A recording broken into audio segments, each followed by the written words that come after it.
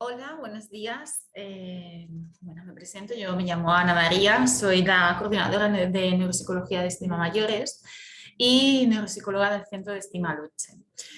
Esta grabación es para exponer el tema del grupo Cuidarte que vimos en el mes de abril sobre las alteraciones emocionales presentes en las enfermedades neurodegenerativas.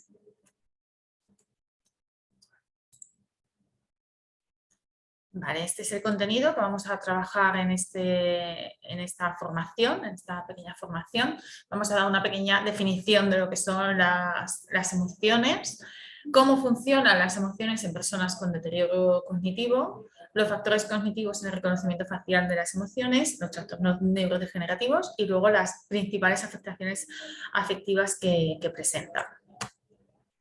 Vale, ¿qué son las emociones? Como bien aparecen en la diapositiva, las emociones son unas reacciones psicofisiológicas más básicas que existen en el ser humano. Están presentes desde muy temprana edad en todas las culturas, es decir, nosotros podemos entender las expresiones faciales de determinadas emociones, tanto en personas que han nacido en una cultura asiática, como por ejemplo la cultura africana, o en países más, digamos, más hermanados con esta cultura, como puede ser la sudamericana. Quiero decir con esto que son expresiones muy básicas del ser humano, que están pues desde nuestra más tierna infancia y que muchas de ellas han sido y son claves para la evolución que ha tenido el ser humano. Por ello, las emociones, el hecho de reconocer esas emociones, identificar esas emociones e interpretarlas, forman parte de nuestro bagaje humano, de nuestro bagaje cultural, y son necesarios para nuestro aprendizaje, tanto individual como de especie. Disculpa, si se escucha un poco ruido, creo que ya para. Vale, las emociones se perciben principalmente a través de nuestras expresiones faciales, ¿vale? De hecho, hay muchos experimentos en los que se han proyectado a personas de diversas culturas y de diversos lenguajes expresiones faciales en fotografía y todas identifican cada una de las emociones que manifiestan esas expresiones. Por lo tanto, el reconocimiento facial de emociones nos permite comprender, discriminar y responder a una gran cantidad de estímulos, ¿vale? Además, como bien aparece ahí, es clave para las relaciones interpersonales y para la predicción de la conducta prosocial. ¿Qué significa esto? Nosotros, al fin y al cabo, somos personas y vivimos en una sociedad. Y para tener unas relaciones sociales adecuadas, tenemos que interpretar y predecir las conductas y los movimientos de los demás, porque así interpretamos cuál es, digamos, el siguiente paso en la relación, ¿no? Por ello, el reconocimiento facial de las emociones hace que nuestra conducta prosocial sea más fluida y esté más acorde con el grupo social en el que estamos. Por ejemplo, si yo estoy en un grupo social, estamos manteniendo una conversación y de repente a algo que yo he dicho observo que una persona ha puesto una expresión pues como de miedo, bueno, o de asco, etcétera, tengo que saber interpretar que esa expresión facial significa pues, que ha tenido un recuerdo malo a raíz de lo que yo he dicho o ha tenido una experiencia mala relacionada con lo que yo he comentado, para que yo pueda reconducir esa conversación, ¿vale? De ahí que sea tan importante el reconocimiento facial de nuestras emociones. Vale, ¿qué es lo que ocurre? Muchas veces el daño cerebral o la degeneración neuronal que se produce en las enfermedades neurodegenerativas causan déficits específicos en ese reconocimiento facial, ¿vale?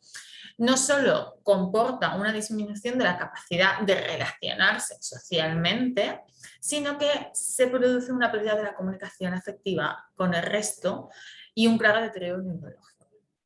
¿Vale? Evidentemente, si tú estás manteniendo una conversación y no consigues o no eres capaz de leer las expresiones faciales de la otra persona, la comunicación con ella es mucho más difícil porque no estáis entendiéndoos. De ahí que sea tan importante este tema. Vale, ¿cómo funcionan las emociones en las personas con deterioro cognitivo? Vale.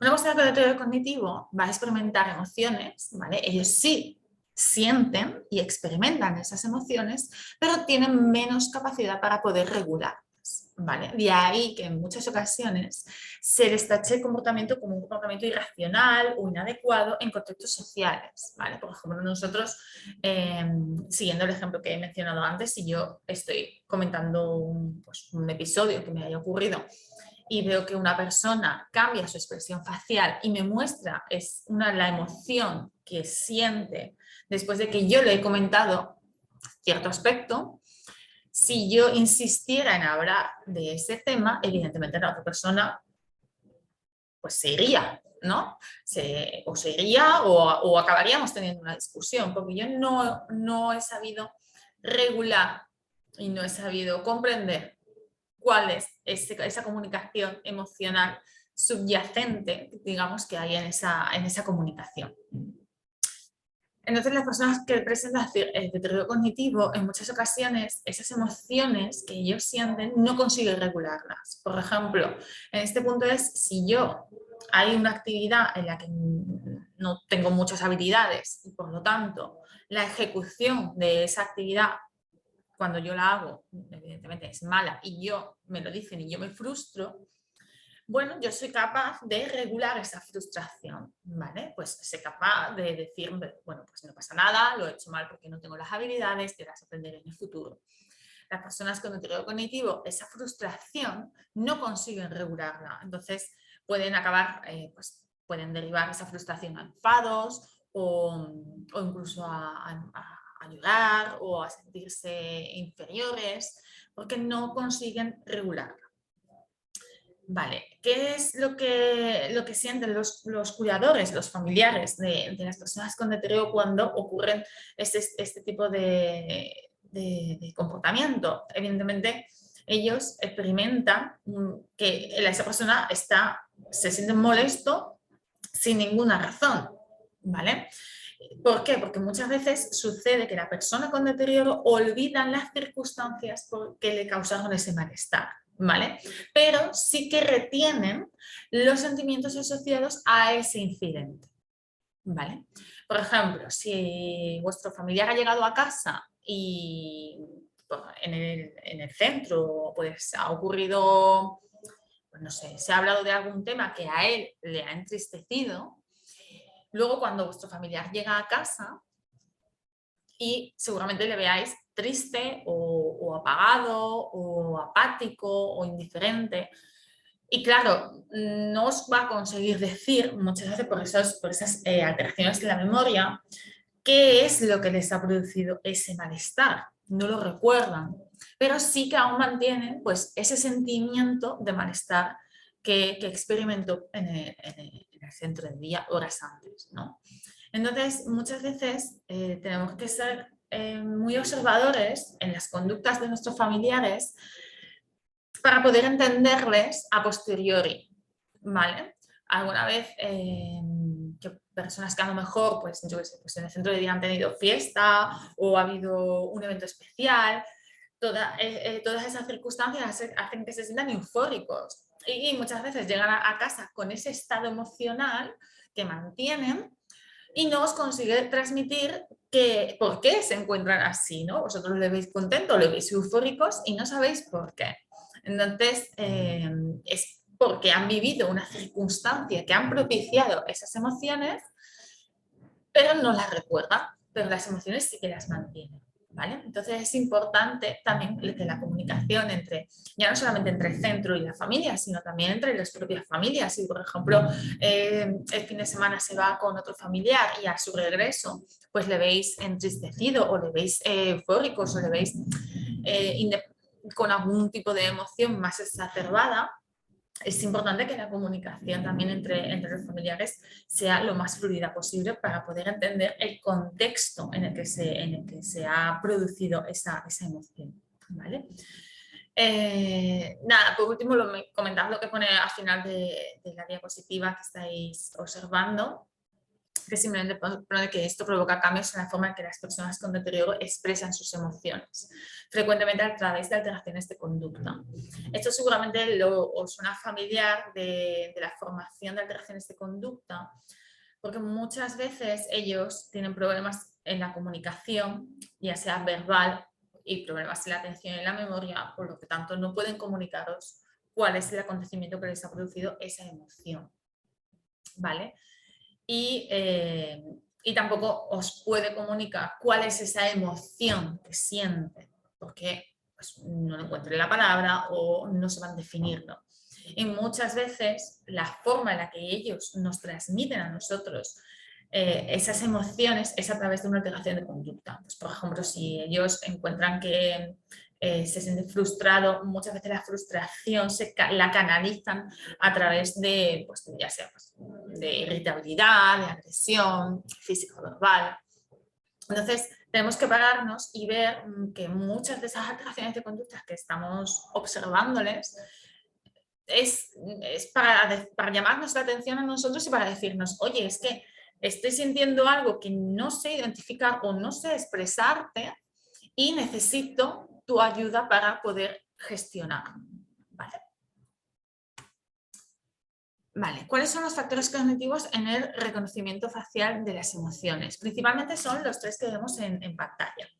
La atención, ¿vale? Realmente la atención es una función básica, que le llamamos, es una función cognitiva básica, que está detrás de muchas de las funciones cognitivas superiores, ¿vale? Si no es la que más.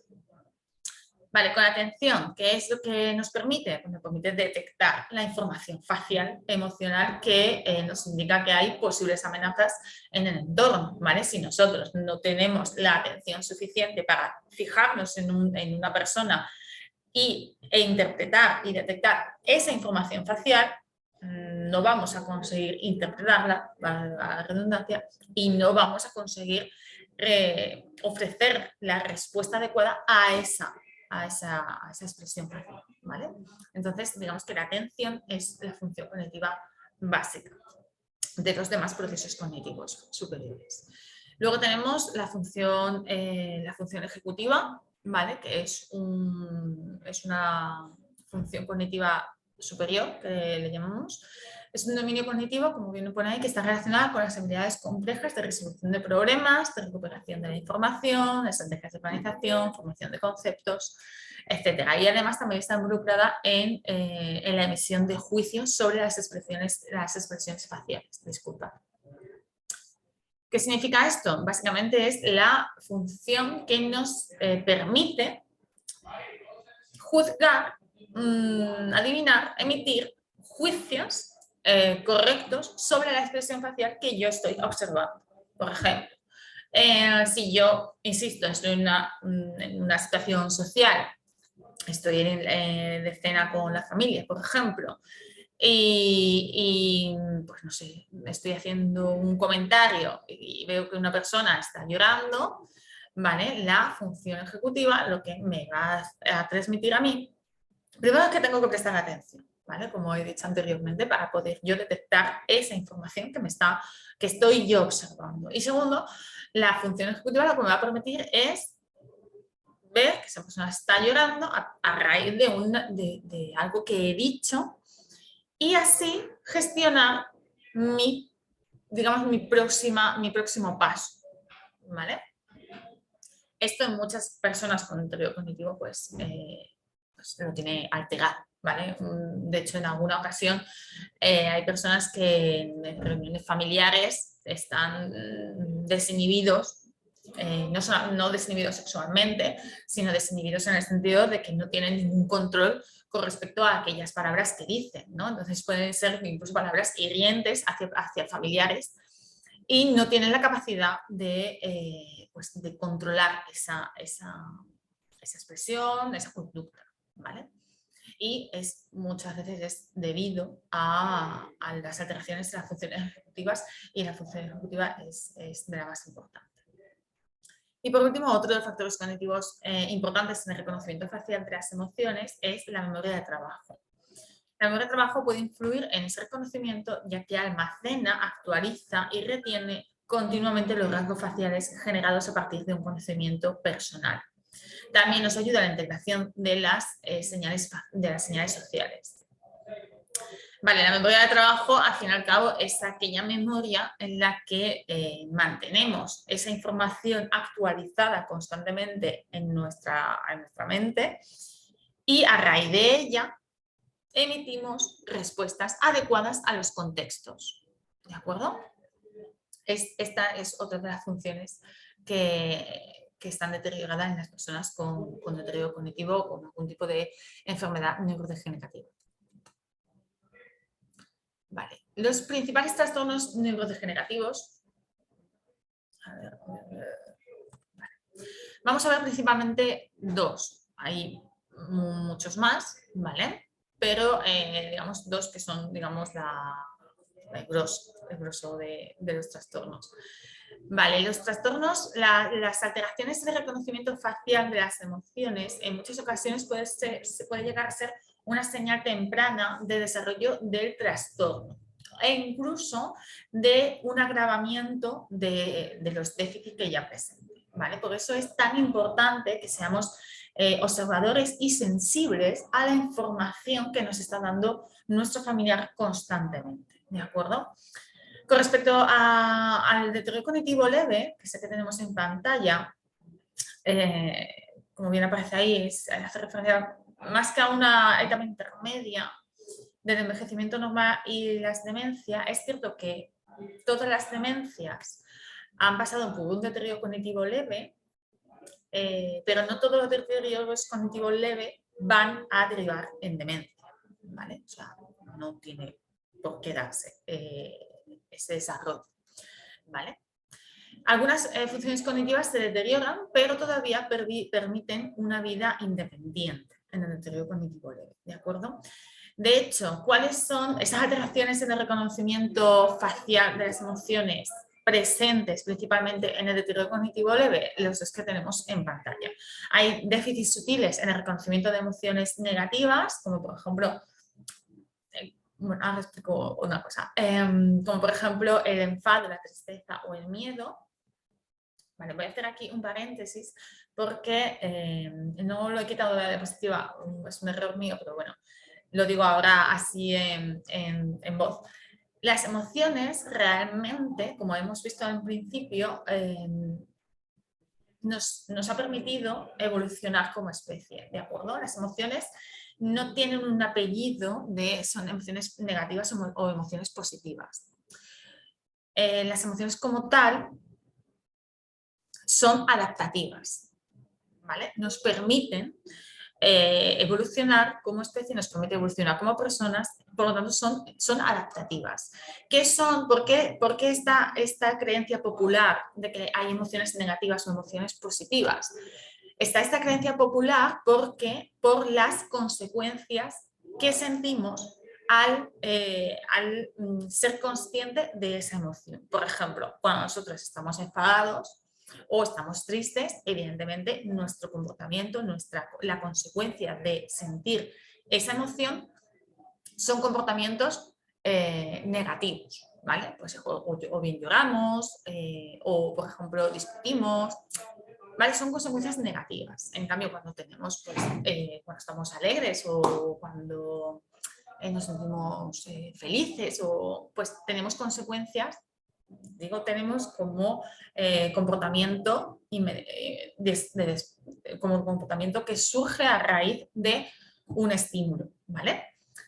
Tenemos consecuencias positivas, ¿vale? Y de ahí que se le ponga apellido a las emociones. ¿vale? Pues de ahí que surjan pues, emociones negativas como es pues eso, el enfado, la tristeza, el miedo, todo digamos, la cultura popular lo visualiza como emociones negativas. Y luego están las emociones positivas, ¿vale? Pero que quede claro que las emociones no son ni negativas ni positivas, son emociones, las emociones son adaptativas, ¿vale? Solamente que nosotros, en función de lo que, digamos, de la respuesta, de reconocimiento que tengamos de esas emociones, las sentimos de una manera u otra, ¿vale? Bueno, después de este paréntesis, volvemos a las alteraciones de reconocimiento facial de emociones en el periodo cognitivo leve, que nada, recordar pues, lo que aparece en pantalla, que hay déficits sutiles en el reconocimiento de emociones como son el enfado, la tristeza y el miedo, ¿vale? No consiguen identificar bien esas tres emociones. De hecho, muchas veces, las expresiones faciales de ellas tres a veces puede confundirse. A veces pensamos que una persona se encuentra enfadada porque a lo mejor está cabizbaja o tiene ciertas expresiones en los ojos que puede ser que interpretemos que esté enfadada, pero no, a lo mejor es que simplemente está triste, ¿vale? Entonces, tienen ese cierto déficit, ¿vale? En contra, el reconocimiento pues, de la emoción del asco, la felicidad y la sorpresa sí que se mantienen bastante estables, ¿vale? De hecho, el asco es una de las emociones más elocuentes, por así decir, ¿no? Y la felicidad y la sorpresa yo considero que también. Vale, con respecto a la demencia por enfermedad de Alzheimer. Con respecto a las alteraciones de reconocimiento facial de las emociones, tenemos que la tristeza podría considerarse como un marcador precoz del deterioro de este trastorno. ¿Por qué? Seguramente es una consecuencia de cierta sintomatología depresiva que comienza al principio de la enfermedad de Alzheimer, porque todavía las personas son conscientes de esos deterioros y bueno, es verdad que cuando uno hace ciertas actividades que ahora ya no puede hacer por esta enfermedad, evidentemente se frustra, se puede llegar a sentir triste, entonces por eso dicen que es un marcador precoz, ¿vale? También hay déficit en el reconocimiento del miedo y del asco, ¿vale? De hecho, muchas veces personas con una enfermedad de Alzheimer tienen actitudes y conductas que yo calificaría casi como de temerarias porque no identifican el miedo como tal, ¿vale? Y con respecto a la felicidad, hay diferentes artículos y diferentes investigaciones en las que hay cierta controversia, en el sentido de que hay algunos autores que encuentran que sí que hay alteraciones en el reconocimiento de las expresiones de la felicidad, mientras que otros afirman que se mantiene relativamente estable, incluso en etapas muy avanzadas de la enfermedad, ¿vale? Entonces, bueno, pues aún están investigando sobre este punto. Y las alteraciones de la atención y la velocidad de procesamiento, también en la memoria a largo plazo, las disfunciones visoespaciales, etc.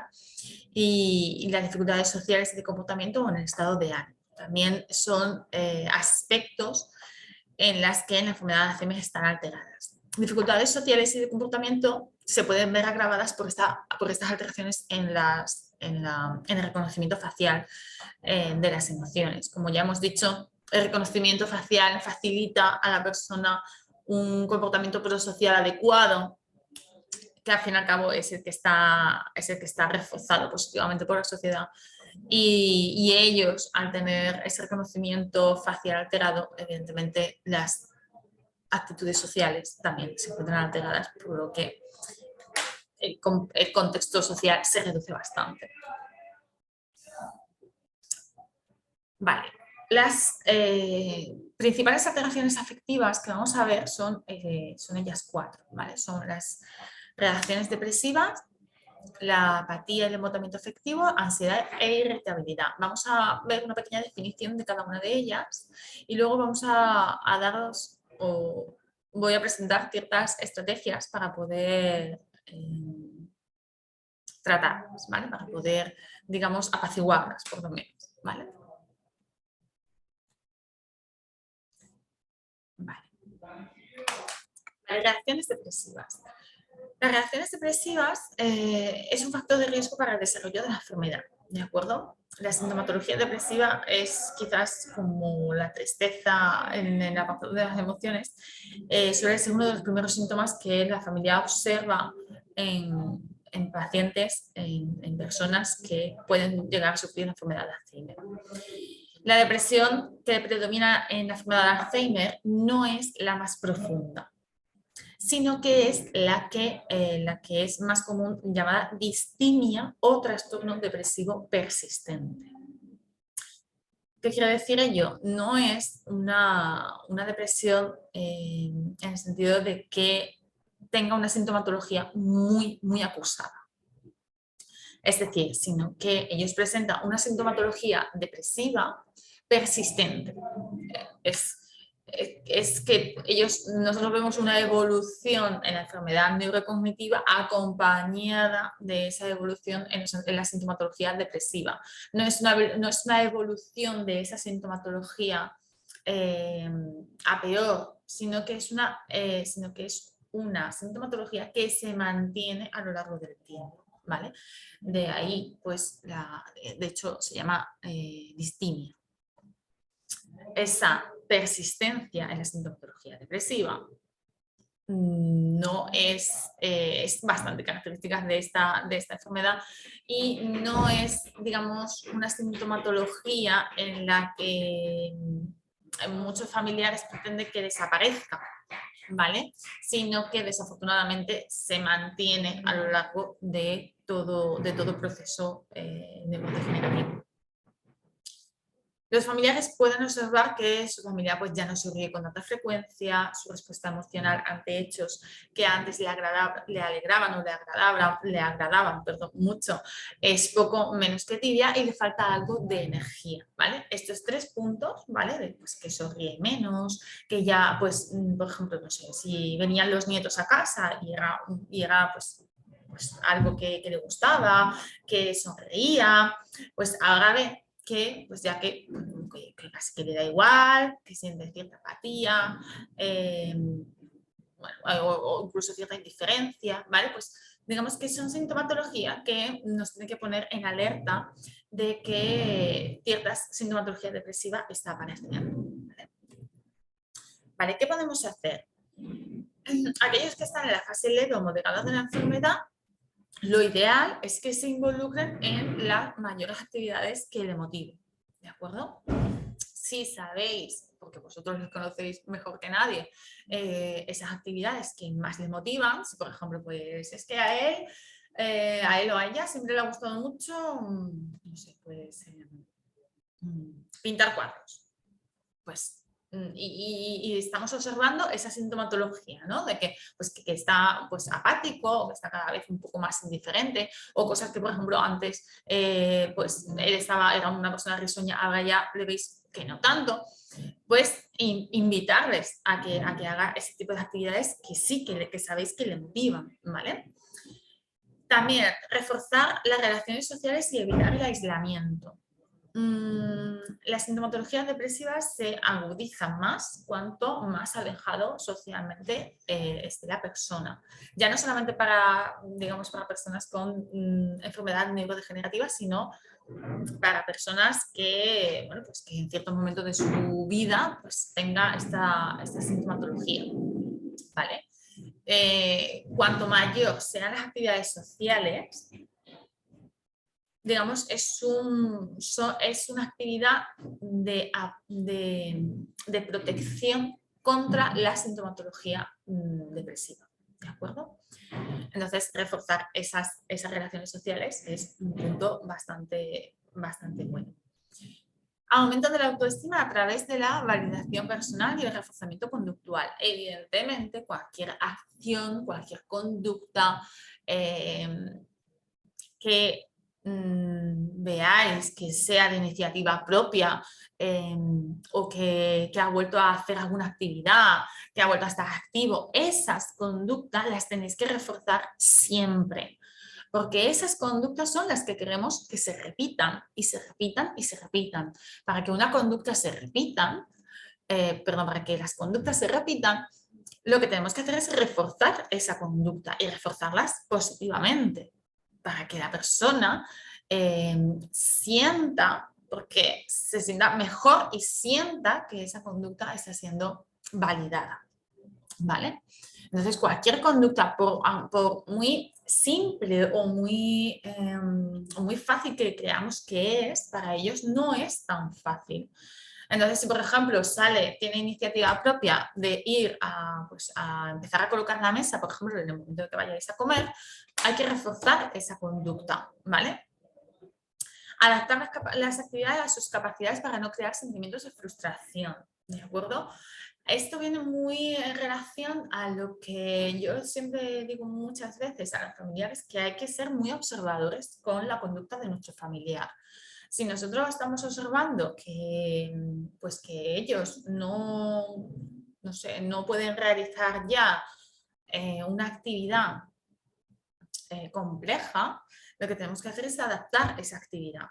No, no invitarles en plan de, pero venga, vale, venga, va, pues hazlo, venga, pues es que tú lo hacías antes, es que no sé qué. Porque eso lo que hace es que se sienta más frustrado, porque él sabe que ya no puede hacerlo, ¿de acuerdo? Entonces, si lo que hacemos, en lugar de decirle, venga, va, que tú antes sabías, que tú no sé qué, en lugar de hacer esa conducta, si lo que hacemos es adaptar la actividad, lo que vamos a conseguir es que siga realizando esa actividad y no pierda otras habilidades. ¿Cómo adaptamos esa actividad? En muchas ocasiones las actividades que nosotros creemos que son muy fáciles de hacer tienen muchos pasos en su realización. Pues lo que hacemos es que si vemos que no puede completar la tarea no puede completar la tarea, lo que hacemos es dividir la tarea, ¿vale? Y que él realice pues, la primera parte de la tarea y ya pues nosotros la terminamos, ¿vale? Pero así él se siente validado, se siente útil, siente que todavía sí que puede hacer cierta parte de la actividad, aunque no pueda completarla, ¿de acuerdo? Y no se siente frustrado. Y luego reforzar positivamente después de las actividades realizadas, ¿vale? Lo de reforzar positivamente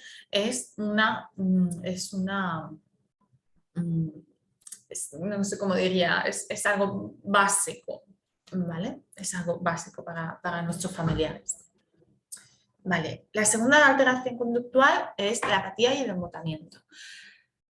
¿Qué características principales tiene la apatía y el embotamiento? Pérdida de iniciativa. Esa es, digamos, la principal, ¿vale?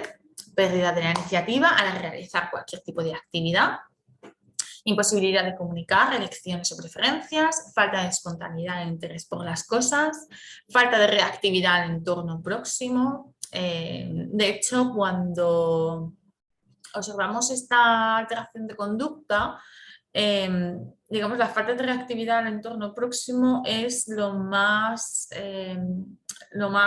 grave, por así decir, ¿vale? Entonces tendríamos que empezar por facilitar esa reactividad al entorno próximo, si es que ya la apatía está muy agravada. Y a raíz de ahí ya pues intentar que haga pues, haga actividades de su gusto, etcétera, etcétera. Ahora lo vemos un poquito más detenidamente. También se produce pérdida en la respuesta emocional a acontecimientos positivos o negativos, expresión facial sin cambios y escaso contacto visual, ¿vale?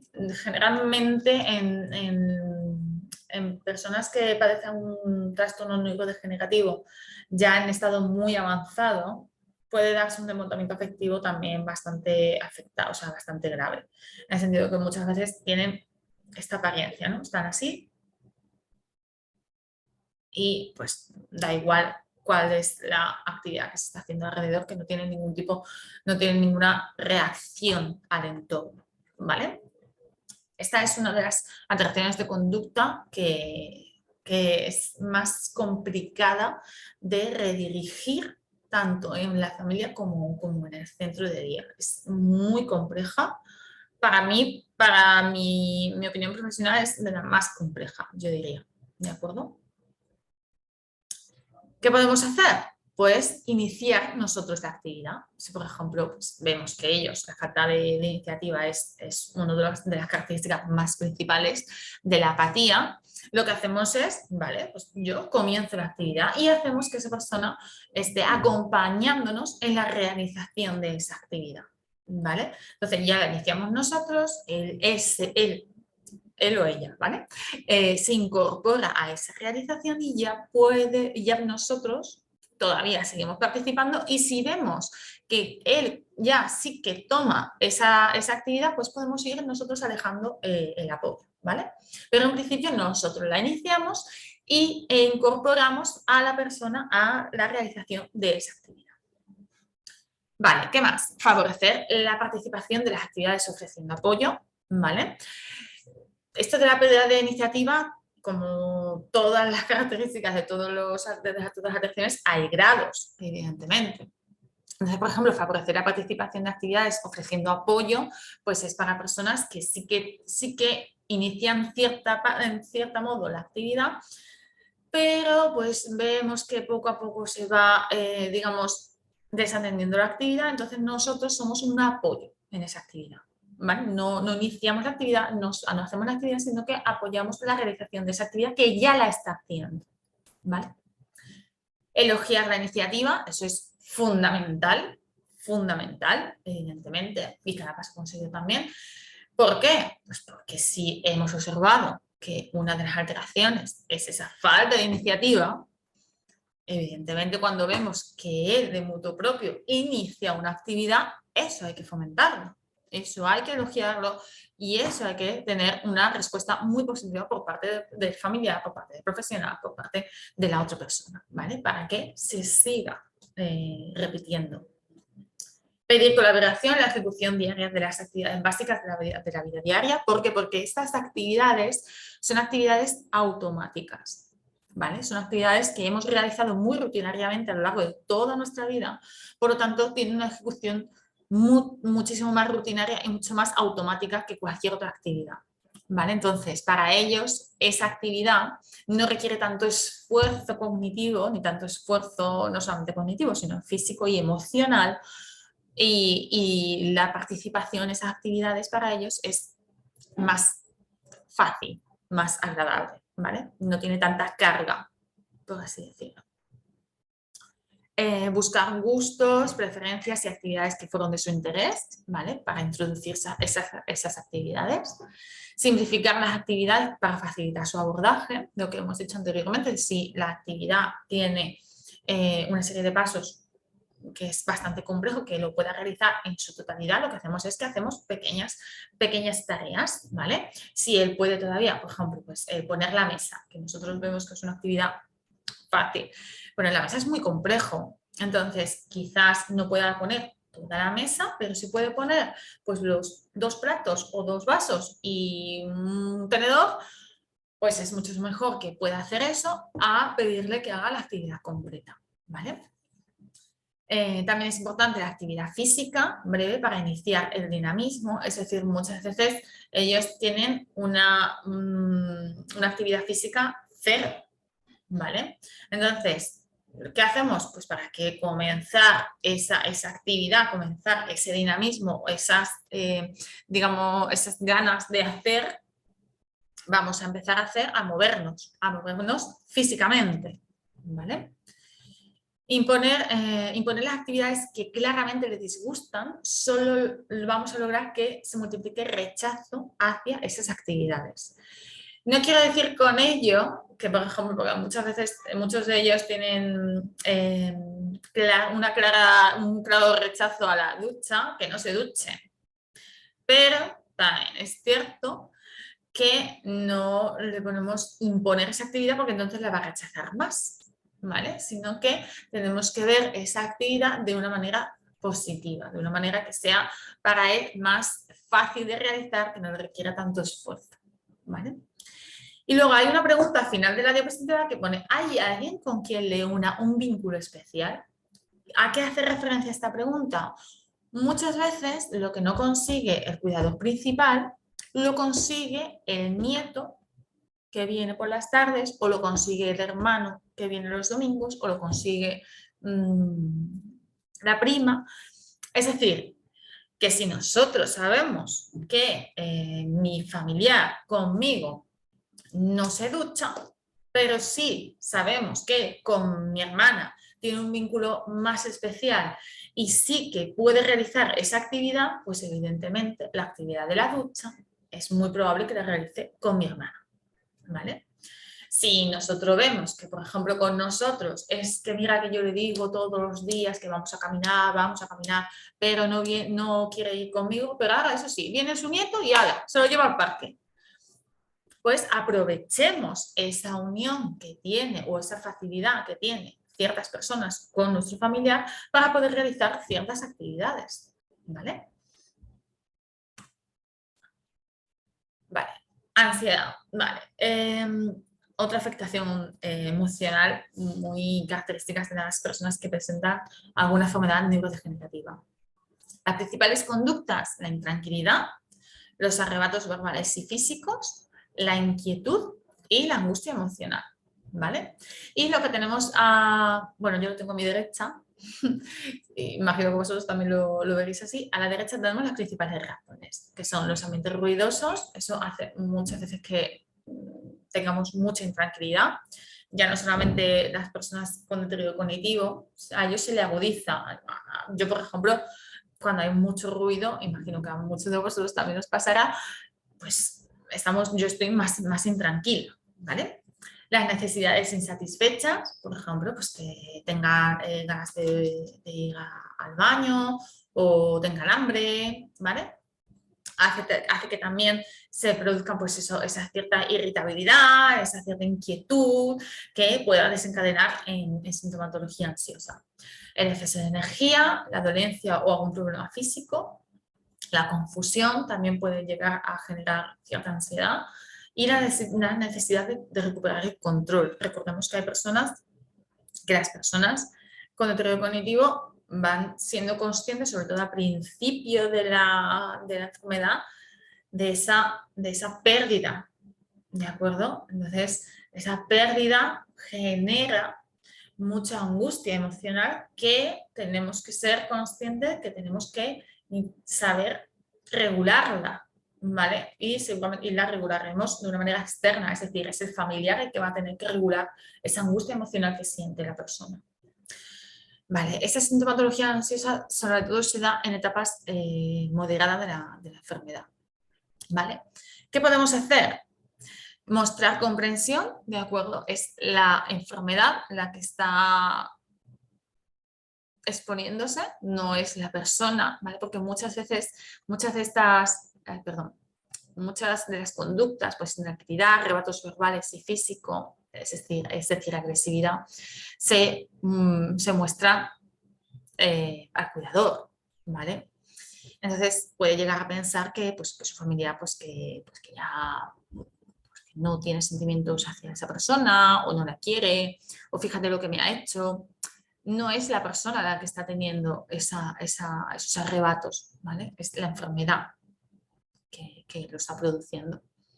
Asegurarnos de que nuestro hogar y las situaciones en las que se ve envuelto el enfermo, la persona no sobrepasan las capacidades que actualmente tiene, ¿vale? Siempre que haya una actividad que sobrepase sus capacidades, se va a acabar frustrando y eso le va a producir angustia emocional, ¿vale?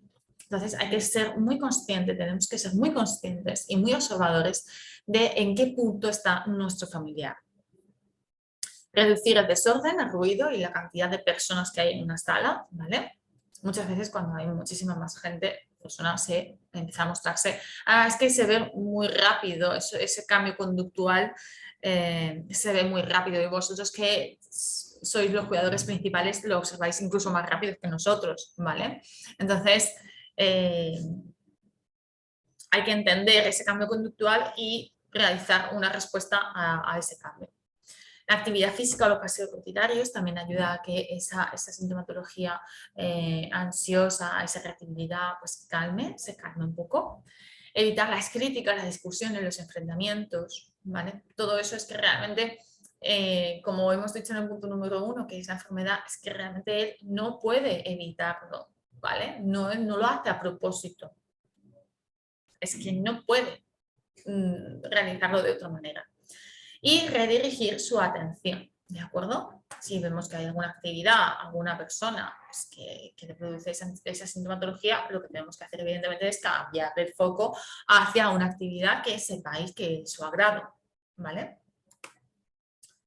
Vale, y por último, la irritabilidad. ¿Cuáles son los principales factores que influyen en esa irritabilidad? Para empezar, la frustración, sobre todo la frustración por la incapacidad de recordar. A mí y a muchos de vosotros yo sé que nos frustra mucho cuando, por ejemplo, estamos haciendo alguna actividad o vamos hacia una y luego decimos, ¿a qué he venido yo aquí? No nos frustramos cuando es una vez, pero cuando hemos ido muchas veces al mismo sitio y es que no nos acordamos, es como me cago en la leche, pero ¿cómo será posible que se me haya olvidado? Pues multiplicar esa sensación por todos los días, muchas veces al día, ¿vale? Porque a lo mejor, a las personas que no tenemos deterioro cognitivo nos pasa cierto día porque estamos más estresados, pero a personas que sí que tienen deterioro cognitivo les pasa todos los días, muchas veces al día. Por lo tanto, tienen que regular esa frustración que ya os aseguro yo que no es nada fácil. Entonces, eso, muchas veces esa frustración desarrolla en irritabilidad, ¿vale? Y de ahí también puede desarrollar a agresividad. Problemas de comunicación también influyen en la irritabilidad, es decir, si le sumamos a esos problemas comunicativos que tienen problemas físicos para poder realizar el lenguaje, para poder hablar, la irritabilidad sube a extremos altísimos, ¿vale?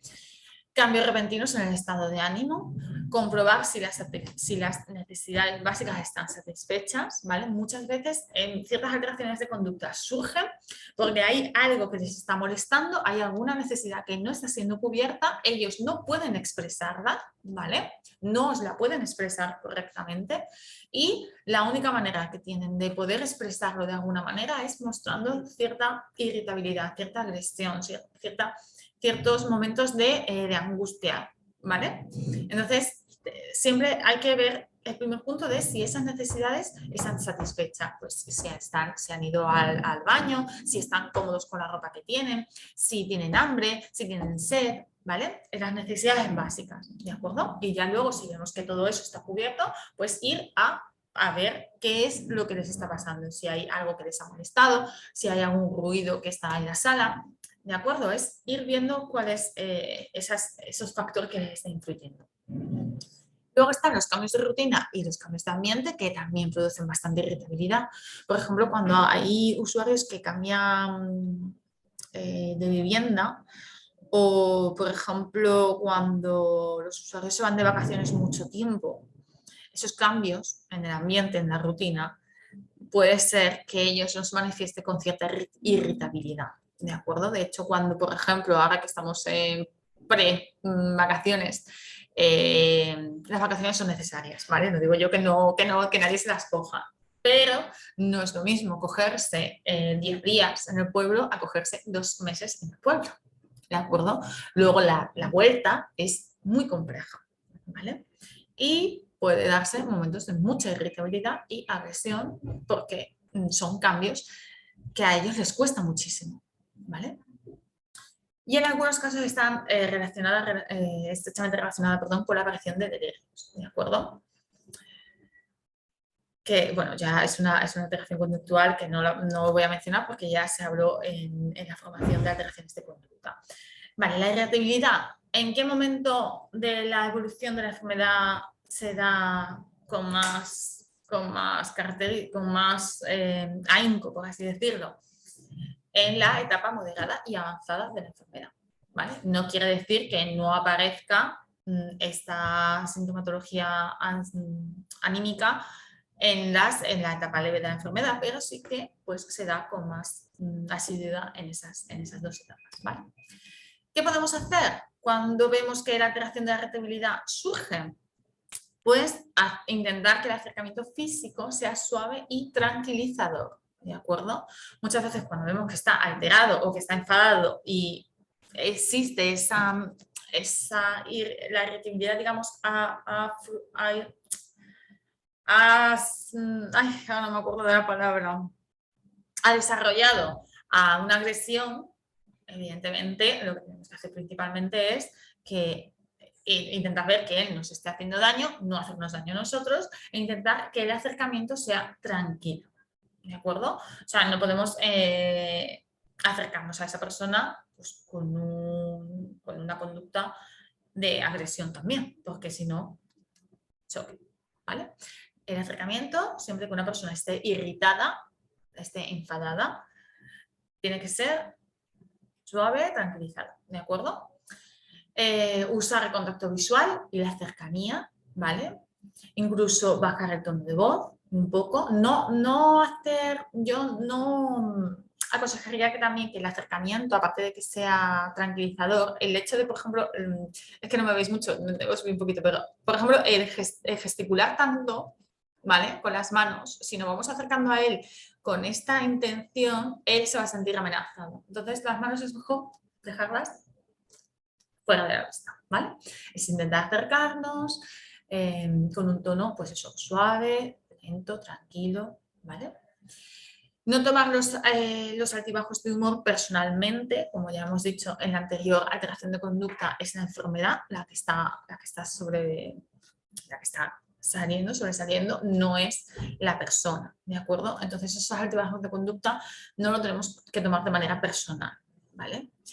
Ayudar a compensar las limitaciones de memoria siguiendo rutinas, ¿vale? De hecho, por eso es tan importante, por eso desde el centro lo remarcamos tanto, que las rutinas son muy importantes para la persona, porque así las personas saben qué es lo que va a venir a continuación y eso les da mucha seguridad, ¿vale? Minimizar los ruidos en el ambiente.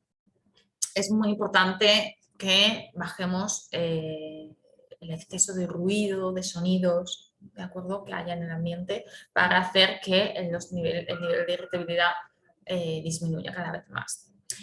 Y no contradecir las ideas delirantes, ¿vale? Ya sabéis que ese es el primer punto de las estrategias para cuando surjan esas ideas delirantes. Lo principal es no contradecir esas ideas delirantes y tampoco validar esas ideas delirantes. Lo que sí que hay que validar son los sentimientos que fluyen de esas ideas delirantes, ¿vale? Pero bueno, tampoco me voy a expresar, o sea, voy a acaparar mucho este punto porque mi compañera ya lo explicó muy bien en la formación de las alteraciones de conducta y ahí tendréis más, hay muchísima más información sobre la aparición de las ideas delirantes, ¿vale? Este punto es porque puede surgir cierta irritabilidad, ¿vale? Cierta sintomatología, incluso ansiosa, a través de esas ideas delirantes, ¿vale? Por eso lo pongo en este punto. Y, bueno, sí, y ya está, ¿vale? Por mi parte, sobre las alteraciones emocionales en personas con deterioro neurodegenerativo. Y simplemente el próximo grupo Cuidarte es sobre las rutinas en el centro de día, ¿de acuerdo? Nosotros aquí en el centro de Estima Luche lo dio Ana de Ureña, que es la supervisora del centro, y online pues seguramente pues, lo grabe alguna de las compañeras de los centros de estima que va a hablar sobre este tema, ¿de acuerdo? Yo por mi parte, nada, espero pues haber dejado ciertas cosas o ciertos puntos aclarados sobre las alteraciones emocionales que son tan importantes, ¿de acuerdo? Y cualquier persona que necesite pues alguna aclaración o que, pues, que pueda comentarme alguna cuestión, me la puede dirigir a mí o alguna de las compañeras de los centros de estima, ¿vale? Y nada más, muchas gracias por ver la presentación, gracias a los familiares que hayan podido acudir presencialmente tanto a mi formación como a la de mis compañeros, Aitor en Moratalaz y Verónica en Embajadores, que espero que os animéis a venir a los demás grupos Cuidarte de manera presencial y si no, pues nos vemos de manera online, ¿de acuerdo? Muchas gracias.